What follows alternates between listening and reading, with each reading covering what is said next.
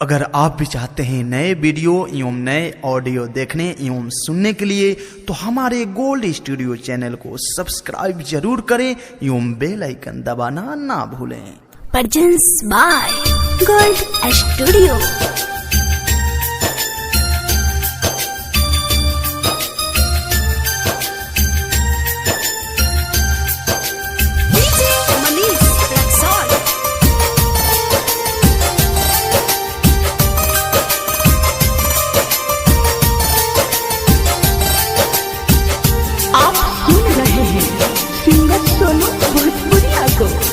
जहाँ जाए सनम बनैखे गम, जहाँ जाए सनम बनैखे गम, अखिया न भरिया बोलो से तू ससुरा जइबू बलोरो से, तू ससुरा जइबू बलोरो से, मननी मन पटाले तोरो से, ससुरा जइबू बलोरो से, मननी मन पटाले तोरो से।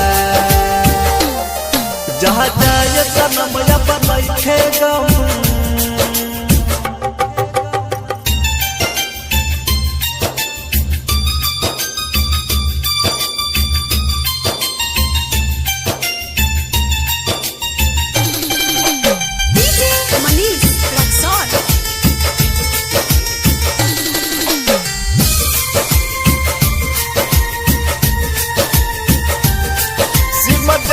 हमारा मोबाइल हो दुआरा पपरत तो आइल हो, मेहदी जाके तू लगाला हो, सोना हो सिंगार सजाला हो, सुनो ये रानी भुलावतानी, सुनो ये रानी भुलावतानी, बन जइबू दोसरा के से,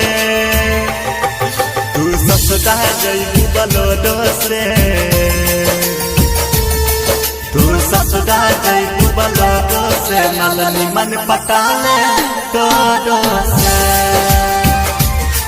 तू ससुरा जइबू बलोरो से, मननी मन पटाले तोरो से। जहाँ जाए सनम बनैखे गम,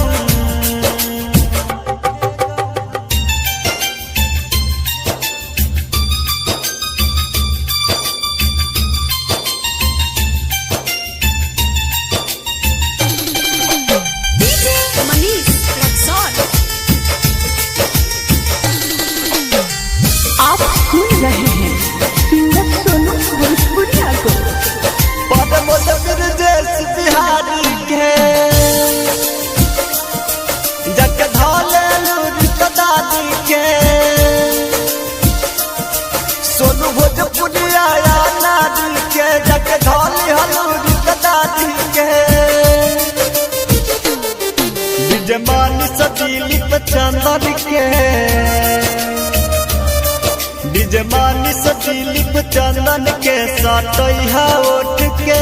ठोरो से, तू ससुरा जइबू बलोरो से, तू ससुरा जइबू बलोरो से, मननी मन पटाले तोरो से, तू ससुरा जइबू बलोरो से, मननी मन पटाले